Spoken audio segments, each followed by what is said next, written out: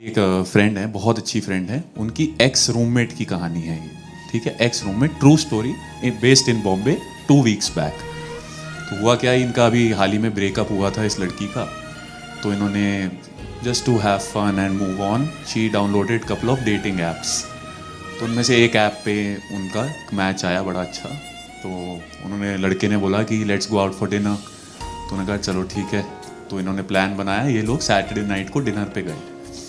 Dinner पे पहुंचे, इन्होंने देखा the guy was all over the girl, but the girl was still holding back and seeing if she likes the guy.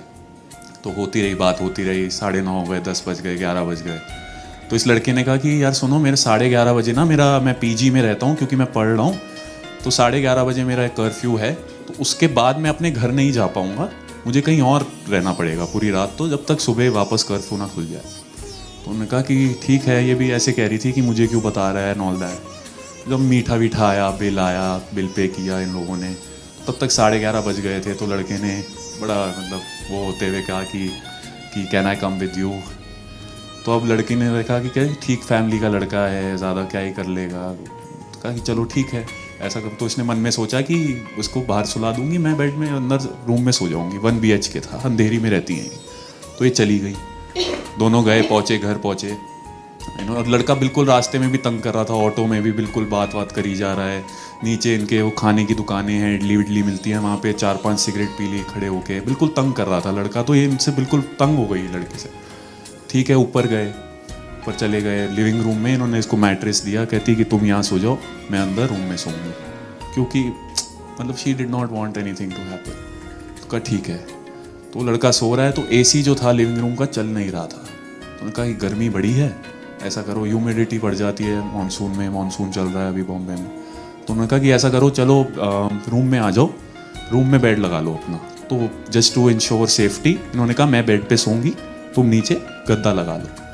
तो ठीक है। तो लड़का नीचे सो गया, लड़की ऊपर है। 15-20 मिनट हो गए। तो लड़का कहता है अरे सुनो ना, मुझे बड़ी भूख लग रही है। तो कहा कि अभी तो खाना खा के आए हैं, फिर से भूख लग रही है।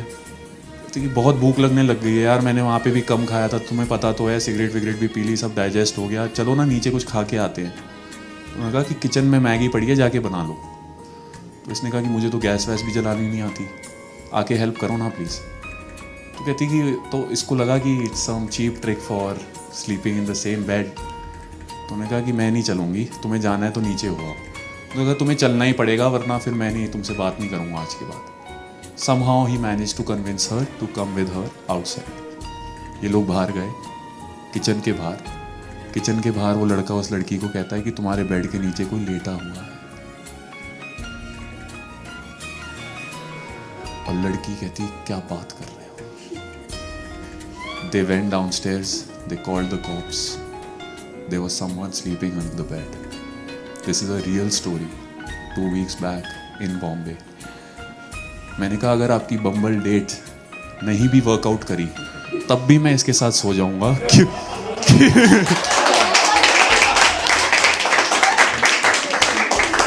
कि इसने मेरी जान बचाई है दोस्तों। अब होता क्या देखिए, पहले तो लड़के की प्रेजेंस ऑफ माइंड देखिए, लड़के ने कैसे, अगर वो बोलता कोई है तो वहीं दोनों चले जाते, but the presence of mind की भूख लग रही है वो।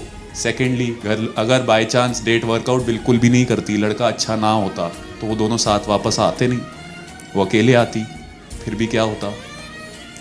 सो everything that happens in life happens for a reason, and that was the point.